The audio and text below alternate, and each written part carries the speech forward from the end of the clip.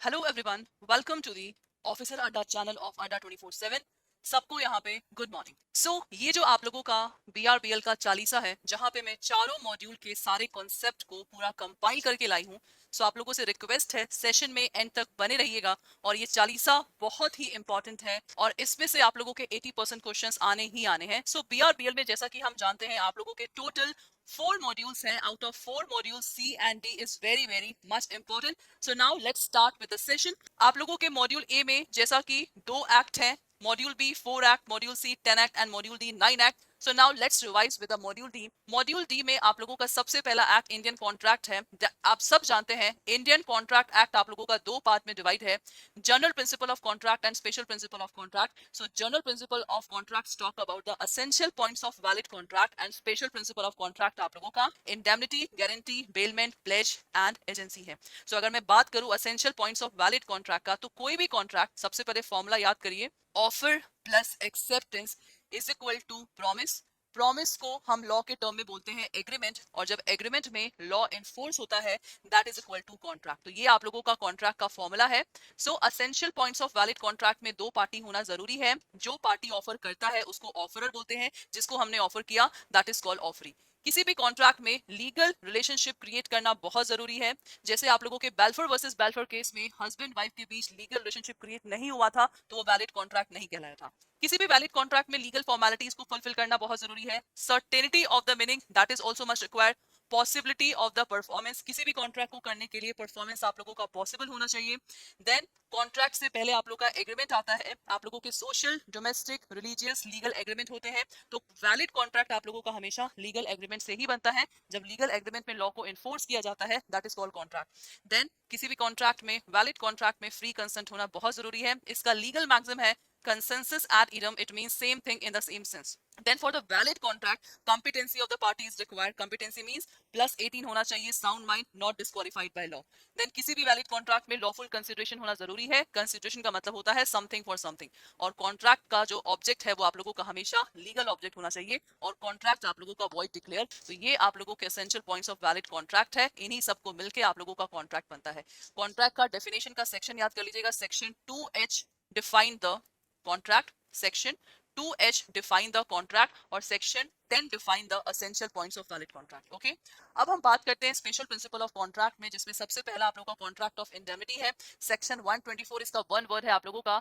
एक पर्सन को लॉस होगा, एक पर्सन प्रोटेक्शन ऑफ लॉस करेगा। जितने भी आप लोगों के इंश्योरेंस के एग्जाम्पल है, all are contract of indemnity except life insurance. Contract of indemnity में अगर मैंने कार इंश्योरेंस कराया है तो मैं इंडेमनिफायर कहलाऊंगी, और sorry, car insurance company will call as a indemnifier, और जिसने कार इंश्योरेंस कराया है that is called indemnity holder और इंडेमनिफाइड। 2 पार्टीज होती हैं। कॉन्ट्रैक्ट ऑफ गारंटी सेक्शन 126, इसमें आप लोगों का मेन रोल श्योरिटी प्ले करता है। Principal debtor, creditor and surety. Principal debtor creditor से पैसा लेगा, अगर प्रिंसिपल डेटर पैसा नहीं ले पाता तो surety will come into existence. Surety will pay on the behalf of principal debtor, और उसके बाद ये इंप्लाइड है कि श्योरिटी अपना पैसा मांगेगा प्रिंसिपल डेटर से। इस टर्म को बोला जाता है doctrine of subrogation. Section 148 talk about bailment. Bailment में 2 पार्टी होता है, बेलर बेली। बेलर ने कोई भी सामान दिया बेली को फॉर द स्पेसिफिक पर्पस, और जब पर्पस कंप्लीट हो जाता है, बेली से अपना सामान ले जाता है, दैट इज कॉल्ड पेमेंट। अगर मैं ज्वेलरी को बैंक के पास देती हूँ for the safe custody, that is example of bailment. Pledge क्या होता है? प्लेज में जब हम मूवेबल प्रॉपर्टी को सिक्योरिटी में रख के बैंक से लोन लेते हैं, दैट इज कॉल्ड प्लेज। जिसने लोन दिया दैट इज कॉल्ड पॉनी, जिसने लोन लिया that is called pound. Contract of agency section 182। Contract of agency means the contractual relationship between principal and agent is called contract of agency. यहाँ पे आप लोगों का agent और principal होगा। Agent हमेशा प्रिंसिपल के बिहाफ पे काम करता है। ये क्लास एक क्विक रिवीजन है आप लोगों के इंडियन कॉन्ट्रैक्ट एक्ट का। This is very very much important. Now class C, Indian partnership act 1932। Partnership का डेफिनेशन आप लोगों के सेक्शन 4 में गिवन है। That section is important. Partnership means जब 2 या 2 से अधिक पर्सन कोई भी बिजनेस को एक्ट करते हैं, प्रॉफिट होगा सब पार्टनर में प्रॉफिट बटेगा, लॉस होगा सारे पार्टनर्स लॉस को बियर करेंगे, that is called partnership. Types of partnership, partnership at will, अपने डिस्क्रिशनरी से मतलब जितना दिन चाहे पार्टनरशिप को एग्जीक्यूट कर सकते हैं। पर्टिकुलर पार्टनरशिप कोई पर्टिकुलर प्रोजेक्ट के बेस पे बनेगा, और फिक्स पार्टनरशिप फिक्स पीरियड के लिए बनेगा, 5 साल 10 साल एक्सेट्रा। पार्टनरशिप में registration is not compulsory, okay, लेकिन नॉन रजिस्ट्रेशन से बिजनेस पे कोई इंपैक्ट नहीं पड़ता है। Minor as a partner section 30 है। माइनर सबसे पहले कॉम्पिटेंट टू कॉन्ट्रैक्ट नहीं है तो माइनर पार्टनर नहीं बन सकता, लेकिन अगर माइनर पार्टनर बनता है he can take benefit from the partnership form with the concern of all the partner.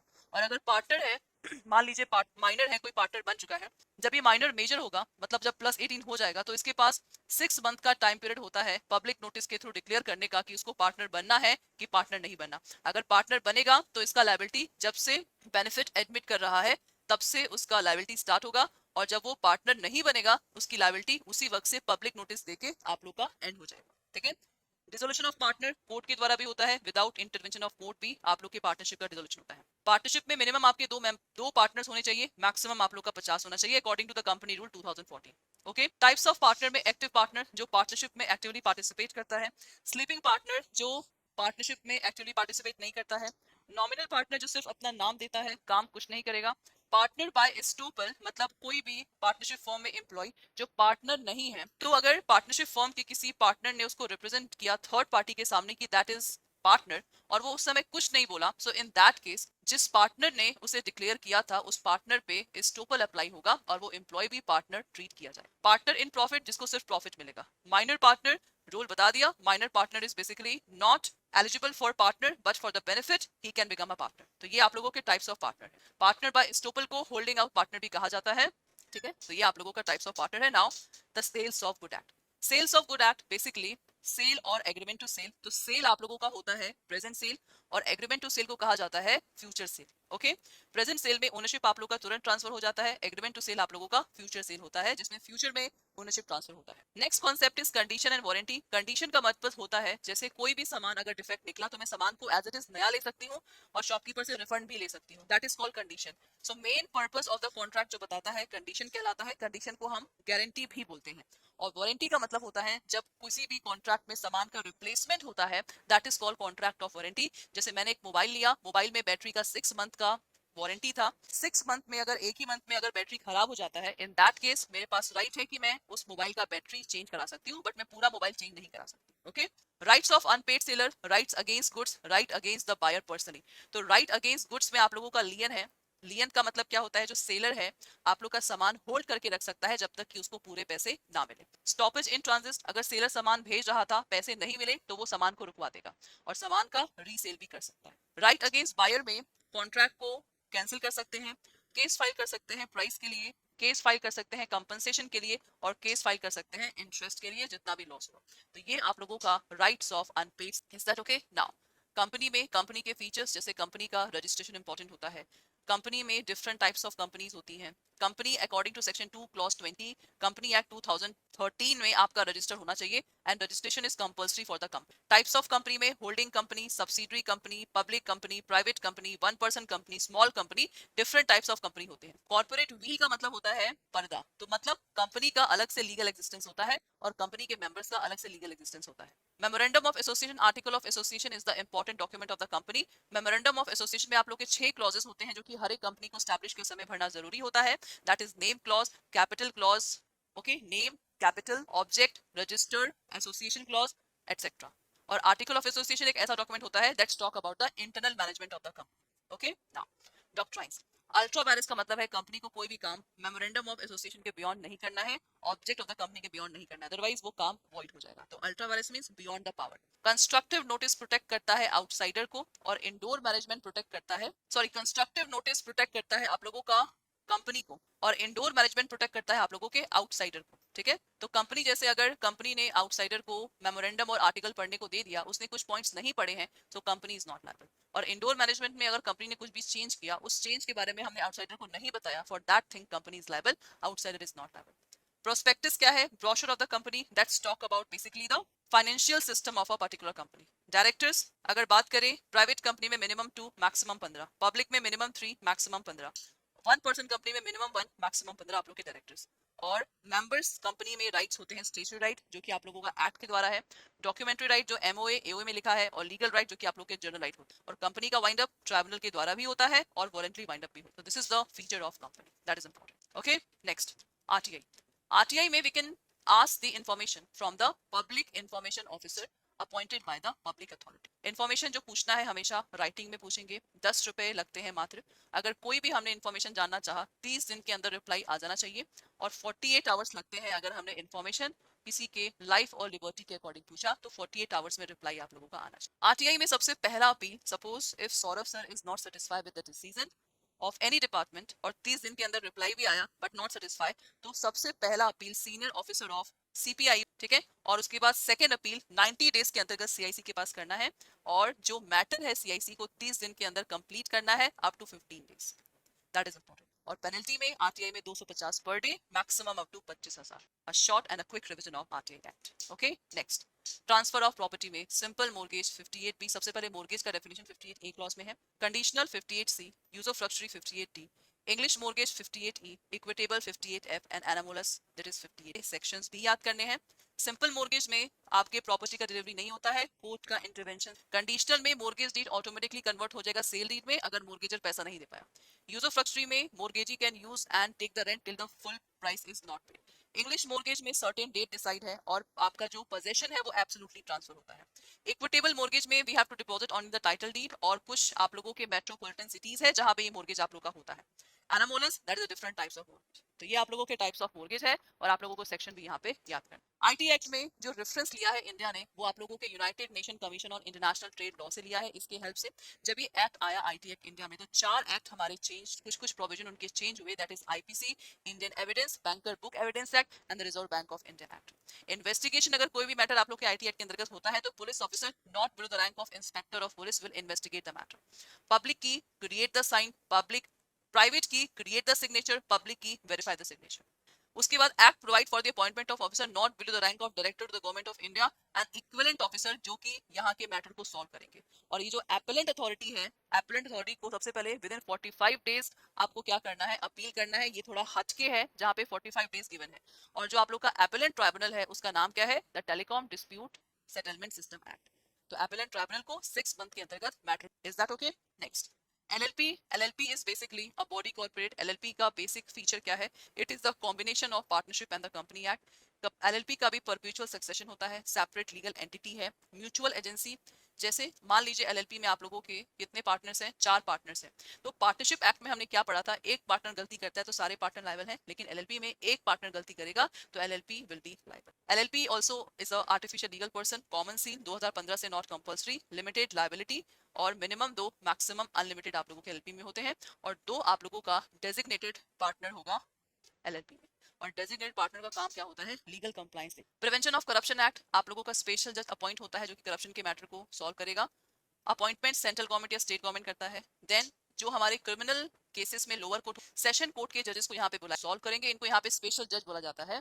और ट्रायल आप लोग का 2 से 4 साल के बीच में पूरा कंप्लीट होना चाहिए। अगर मैं दिल्ली की बात करूं तो जो आप लोगों का इन्वेस्टिगेशन है वो इंस्पेक्टर ऑफ पुलिस करेगा। मेट्रोपॉलिटन एरियाज में पहले इसका नाम देखिए, मुंबई, कोलकाता, मद्रास, अहमदाबाद, एसीपी आप लोगों का करेगा इन्वेस्टिगेशन। और इन दोनों के अलावा एल्सवेयर में डीएसपी आप लोगों का मैटर को इन्वेस्टिगेट करेगा। और बैंक में अगर मैटर जाता है तो police officer not below the rank of SP will examine the matter. और हाई कोर्ट में हम क्या कर सकते हैं, अगर हमें अपील और रिवीजन के लिए अप्लाई करना है तो हम हाई कोर्ट में अप्लाई कर सकते हैं। और प्रिवेंशन ऑफ करप्शन एक्ट में मिनिमम पनिशमेंट 3 साल है, maximum up to 7, that is okay. Now module C, Lok Adalat का बेसिक काम क्या होता है, मैटर को कॉम्प्रोमाइज और सेटलमेंट करना। जुडिक्शन की बात करें तो कोई भी केस आप लोग अगर कोर्ट में पेंडिंग है वो आ सकता है लोक अदालत में। अगर कोई एक पार्टी एप्लीकेशन फाइल करता है कोर्ट में तो भी मैटर आ सकता है लोक अदालत में। और अगर अथॉरिटी या कमिटी को लगता है, जैसे आप लोग का supreme court legal service committee, high court legal service committee, taluk legal service committee, अगर कमिटी को लगता है तो वो भी क्या कर सकते हैं, लोक अदालत में मैटर को सॉल्व। लोक अदालत में up to 20 lakh the matter can be solve. जो भी जस्टिस आएगा that is binding on all the party, और कोई अपील नहीं होगा लोक अदालत के डिसीजन। एंड जो लोक अदालत का पावर है it is just like the civil court, that's it. Bankers book evidence act 1891, bank को क्या एविडेंस प्रूफ करना है कोर्ट के सामने, तो याद रखिएगा ओरिजिनल कॉपी कभी भी बैंक नहीं पेश करेगा, सर्टिफाइड कॉपी हमेशा बैंक प्रेजेंट करेगा एज एविडेंस के रूप में। और सर्टिफाइड कॉपी को prima facie evidence, prima facie का मतलब होता है on the face of it is right. अगर किसी भी केस में बैंक पार्टी नहीं है तो हम किसी भी ऑफिसर को कंपेल नहीं कर सकते to produce any bank. Inspection की बात रही तो अगर कोर्ट बैंक को समन भेजता है, नहीं भेजता है, तो 3 क्लियर डेज में they have to be serve the summon. तो 3 क्लियर डेज मतलब 3 वर्किंग डेज आप लोगों का माना जाता है। उसके बाद कंज्यूमर प्रोटेक्शन एक्ट में बहुत इंपॉर्टेंट टर्म है आप लोगों का, अगर मैं जुडिडिक्शन की बात करूं तो 2019 में डिस्ट्रिक्ट कमीशन में अप टू 1 करोड़ तक के मामले जाते थे, स्टेट कमीशन में 1 से 10 करोड़ के, नेशनल में अबाउट 10 करोड़। 2021 में up to 50 lakh, state commission में 50 लाख से 2 करोड़ और नेशनल कमीशन में अबाउट जाते हैं। आप लोगों को दोनों जुडिडिक्शन याद कर। सुषमा मैम अगर केस फाइल करती हैं डायरेक्टली डिस्ट्रिक्ट कमीशन में तो इनके पास 2 साल का लिमिटेशन होता है, ठीक है, 2 ईयर का। सुषमा मैम को डायरेक्टली अगर स्टेट कमीशन में केस फाइल करना है तो अगेन 2 साल का लिमिटेशन है इनके पास, और मैम को अगर डायरेक्टली नेशनल कमीशन में केस फाइल करना है तो 2 साल का लिमिटेशन मैम के पास। डायरेक्ट का मतलब होता है, मान लीजिए कोई भी मैटर 1 करोड़ का है, कोई भी मैटर मान लीजिए 5 करोड़ का है, तो 5 करोड़ का मैटर है, मतलब डायरेक्टली हम लोग कहाँ पे केस फाइल कर सकते हैं, नेशनल कमीशन में केस फाइल कर सकते हैं, ठीक है। तो आप लोगों को ये दोनों चीजें यहाँ पे, ठीक है, district to state commission within 45 days limitation, state commission to national 30 days, national to supreme court 30 days, और 50% हमें जो भी अपील करेगा 50% उसको डिपॉजिट करना है अपरेंट अथॉरिटी के पास। That's it. Okay? Now, MSME. MSME में अगर मैं पनिशमेंट की बात करूं तो मिनिमम आप लोग का 1000 पनिशमेंट है up to the 10,000। Okay, MSME में आप लोगों का नेशनल बोर्ड भी होता है और एडवाइजरी कमेटी भी होती है जिसका बेसिक काम होता है इस एरिया में डेवलपमेंट करना।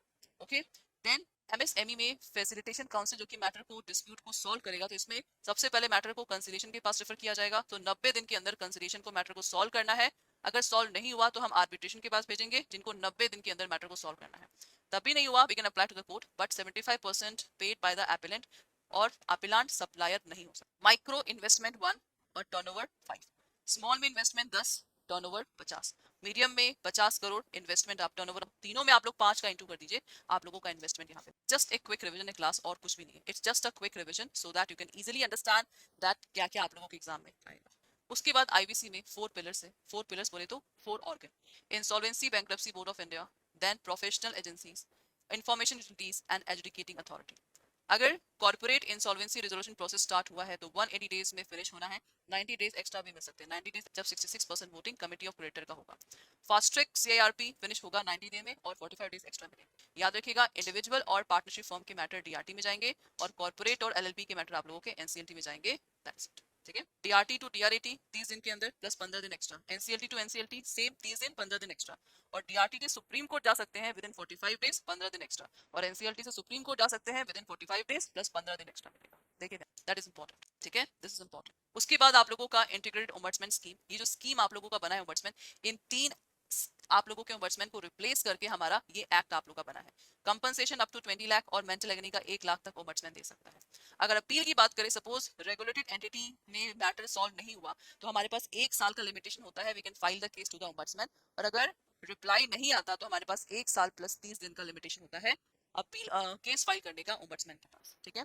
और आप लोगों के इसमें एपेलेंट ट्राइब्यूनल कौन होता है, एग्जीक्यूटिव डायरेक्टर होता है। That's it. लिमिटेशन एक्ट में आप देख सकते हैं यहाँ पे आप लोग का लिमिटेशन है जो बेसिकली 7 साल का हर में लिमिटेशन होता है, लेकिन अगर मैं बात तो का लिमिटेशन, ठीक है, और फोरक्लोजर का 30 साल का लिमिटेशन। सेम क्लास अगर मैं बात करूँ, लोअर कोर्ट से अदर कोर्ट में जाने के लिए 30 दिन का अपील डेज, लोअर कोर्ट से हाई कोर्ट 90 दिन, ठीक है, और डिग्री का एग्जीक्यूशन करने में 12 साल का लिमिटेशन होता है। तो लिमिटेशन मैंने आप लोग अलग से पढ़ा भी रखा है, यू कैन सी। अब देखिए डीआरटी एंड डीआरएटी, जब डीआरटी एक्ट बना 1993 में तो आप लोगों का एक केस आया जिसने बोला कि भाई DRT act is not valid, तो दिल्ली हाई कोर्ट ने बोला this act is not valid, but ये मैटर जब सुप्रीम कोर्ट ने बुक किया तो सुप्रीम कोर्ट ने बोला दिस इज कॉन्स्टिट्यूशनली वैलिड। हमारे इंडिया में 39 डीआरटी है और 5 डीआरएटी है। डीआरटी की बात करूं तो आप लोगों का सेंट्रल गवर्नमेंट अपॉइंट करता है प्रिसाइडिंग ऑफिसर को। प्रिसाइडिंग ऑफिसर का क्वालिफिकेशन डिस्ट्रिक्ट जज से कम नहीं होना चाहिए, 5 साल का टेन्योर एंड 65 पीरियड, 3 मंथ का नोटिस पीरियड देना पड़ेगा सेंट्रल गवर्नमेंट को अगर इसको रिजाइन करना है, ठीक है। डीआरएटी सेंट्रल गवर्नमेंट अपॉइंट चेयरपर्सन इन डीआरएटी। चेयरपर्सन का क्वालिफिकेशन क्या होता है, या तो वो हाई कोर्ट का जज हो, या तो वो 3 साल इंडियन लीगल सर्विस को दिया हो, या तो वो प्रिसाइडिंग ऑफिसर हो 3 साल का। टेन्योर 5 साल 70 साल, और 3 मंथ का रिटर्न नोटिस रेजिग्नेशन का to the central government. Presiding officer ही इशू करता है रिकवरी सर्टिफिकेट, और रिकवरी सर्टिफिकेट में अगर कुछ भी करेक्शन करना है तो प्रिसाइडिंग ऑफिसर ही करेगा। अगर आप डीआरटी के ऑर्डर को रिव्यू करना चाहते हैं, रिकवरी सर्टिफिकेट को रिव्यू करना चाहते हैं, तो with in 60 days you can file the review application. DRT से डीआरएटी 30 दिन के अंदर वी कैन गो, और 6 मंथ में डीआरटी को, ठीक है। और बैंक या financial institution 3 they can file the case to the. एक क्विक रिवीजन भाई, चुटकी में सारा चीज आप लोग का फिनिश। सरफेसी एक्ट में क्लास आप लोग का मारिया केमिकल केस था जिसमें बताया गया कि SARFAESI act is also constitutionally valid. इसका पनिशमेंट 1 साल fine and both. Metropolitan magistrate और judicial magistrate of first class क्या करेंगे, कंप्लेंट अगर सेंट्रल रजिस्ट्रार के द्वारा है और रिजर्व बैंक के द्वारा है, they can handle the matter, ठीक है। पनिशमेंट में not exceeding 1 crore if the amount is not quantifiable and twice the amount where amount is quantifiable. और अगर फिर भी कंटिन्यू करता है तो 1 लाख रुपए पर डे देना पड़ेगा. एजुडिकेटिंग अथॉरिटी 30 दिन के अंदर we can file the case to the appellate authority. और एपेलेंट अथॉरिटी कौन होता है? Central board of reserve bank. Act applicable किस पे नहीं होगा? लियन, प्लेज, बेसल, conditional sale, hire purchase, lease, unpaid seller, properties not liable for attachment. क्योंकि इन सब में क्या होता है, इनका स्पेशल एक्ट होता है. Amount is less than 1 lakh, less than 20% of the amount of principal amount and interest और एग्रीकल्चर लैंड. तो इन सब चीजों पे सरफेसी एक्ट आप लोग एप्लीकेबल नहीं होता है. ठीक है. Now module B. Module B में आप लोगों का फीमा एक्ट है. RBI power under FEMA act to appoint the authorised person to inspect the authorised person. ठीक है. फीमा में अगर आपने इसके रूल्स को वॉलेट किया, so right to arrest and detention. If you not follow the guidelines of RBI, thrice the sum you have to pay the money if it is quantifiable and 2 lakh if the amount is not quantifiable. अगर आपने continue किया तो 5,000 rupees for every. और इसमें criminal complaint अगर किया है तो police officer not below the rank of assistant director will solve the matter. ठीक है. और इसमें भी आप लोगों का dissolve the dispute solve by adjudicating authority, special director we can appeal. Okay. और उसके बाद एपेलेंट अथॉरिटी है. और एपेलेंट अथॉरिटी के बाद हम कहीं भी केस फाइल नहीं कर सकते. ऑफ लॉ का है तो हम हाई कोर्ट भी जा सकते हैं, सुप्रीम कोर्ट भी जा सकते हैं. और ED department that is for the investigation, that is enforcement of directorate. Prevention of money laundering act में कोई डेफिनेशन नहीं है मनी लॉन्ड्रिंग का. पनिशमेंट मिनिमम 3, मैक्सिमम 7 साल. Maintenance of record more than 10 lakh rupees. All cross border wire में more than 5 lakh we have to maintain the record. और immovable property में 50 lakh and more we have to maintain the record. ठीक है. अगर individual है person, company है, partnership firm है, trust है, तो इन लोगों का क्या क्या केवाईसी करना पड़ेगा, ये सारे इसके डॉक्यूमेंट्स में यहाँ पे गिवन है. तो आप लोग यहाँ पे negotiable instrument act section 4 promissory note, section 5 bill of exchange, 6 cheque, 8 holder, 9 holder in due course, 10 payment in due course. Section 138 talks about dishonour of cheque, 2 साल और ट्वाइस द अमाउंट. क्या है इसका punishment? 143A and 148 is very important. It's talk about interim compensation and appeal.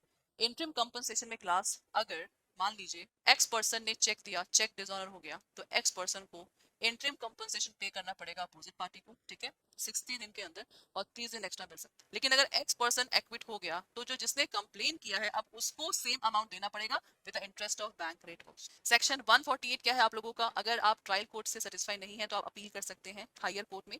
तो अगर आपको appeal करेंगे तो सबसे पहले आपको 20% ऑफ द फाइन पे करना पड़ेगा, तब जाके ग्रेस डे 3 दिन का मिलता है, that is for promissory note and bill of exchange, और acceptance of bill of exchange within 48 hours. Payment and settlement that is regulated by reserve bank of India. किसके द्वारा रेगुलेट होता है? Reserve bank of India के द्वारा. And the board for regulation and supervision of payment and settlement act.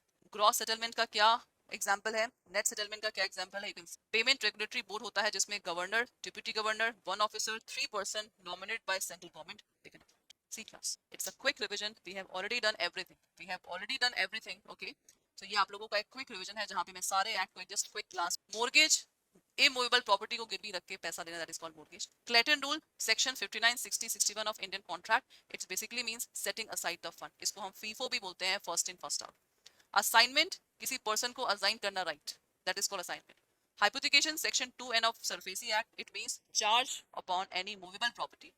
गाड़ी खरीद रही हूँ, बैंक से लोन दिया, गाड़ी का पोजेशन बोरोवर मेरे पास ही है लेकिन गाड़ी का ओरिजिनल पेपर बैंक के पास है, that is called hypothecation. Banker lien आप लोगों का example of general lien section 171 of Indian contract.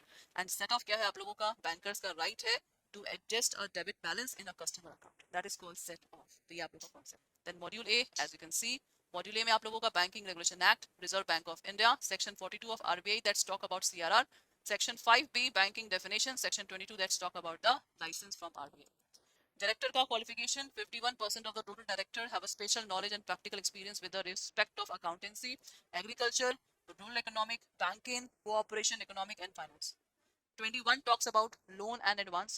26 talk about unclaimed deposit. 35A talks about direction to the bank and take action. 35A talks about the banking ombudsman. उसके बाद balance sheet, profit loss, at least 3 आप लोगों को send करना है किसको? Reserve bank of India को. तो balance sheet plus auditor report भी अटैच होना चाहिए. वाइंडिंग अप के लिए हम हाई कोर्ट में अप्लाई कर सकते हैं. आरआरबी के एस्टैब्लिशमेंट के लिए सेंट्रल गवर्नमेंट का 50% ओनरशिप, स्टेट गवर्नमेंट का 15 एंड स्पॉन्सर बैंक का 35%. ठीक है. Nationalised bank refer to the bank which government of India has more than 50% of ownership. और एफएसडीसी आप लोग का एस्टैब्लिश है गवर्नमेंट के द्वारा. Chairman finance minister. Sub committee chairmanship governor of RBI. और ये इसके आप लोगों के वर्किंग ग्रुप्स हैं सब कमेटी के. Inter regulatory technical group, technical group on finance inclusion and financial literacy, inter regulatory forum for monitoring the financial कॉग्नोमीटर, early warning group, working group on resolution regime for financial institution. तो ये आप लोगों के sub committee के class. So that's all for today's. एक quick and short revision था. I hope so आप लोगों को सारे टर्म्स यहाँ पे मालूम चल गए होंगे. So all the best guys, अपने ऊपर विश्वास रखिएगा और जितना आप लोगों ने पढ़ा है कॉन्फिडेंस रखिए, you will absolutely crack this exam with a full and a very good marks. Thank you so much.